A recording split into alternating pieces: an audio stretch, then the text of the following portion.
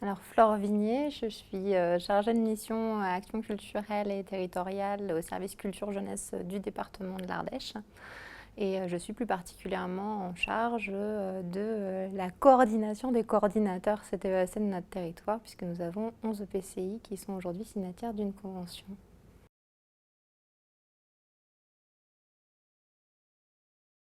Alors, c'est un retour enthousiaste. Je pense qu'il y a beaucoup de perspectives qui peuvent être tracées à partir de ce qu'on a vu ce matin.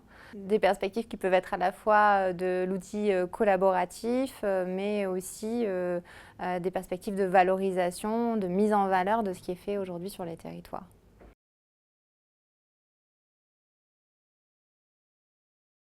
Alors, il doit vraiment être collaboratif, justement. Donc, permettre à chacun de mettre en place les contenus et de mettre en avant les contenus qu'il souhaite. Je pense qu'il doit aussi être un outil quand même de valorisation. Parce qu'il se passe beaucoup de choses sur les territoires, des choses très belles, des choses très fines, et c'est vraiment l'occasion de les mettre en avant. Donc, je pense que c'est deux volets extrêmement importants.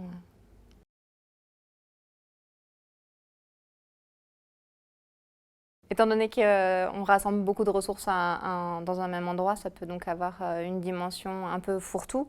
Donc je pense qu'il y a vraiment un enjeu de lisibilité à toujours garder pour savoir finalement qu'est-ce qu'on montre, quel récit on veut apporter autour de ces actions culturelles.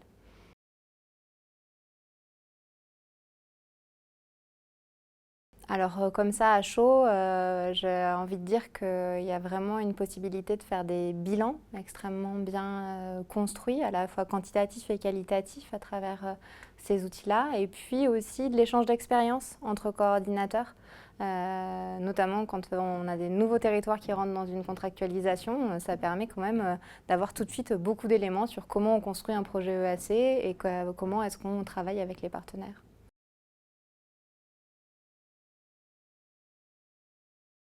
C'est vrai que les échanges entre départements, ça serait quelque chose de vraiment intéressant parce qu'on a quand même chaque CTEAC a ses propres pratiques et chaque département a ses propres pratiques dans la manière d'animer les CTEAC qui sont sur son territoire.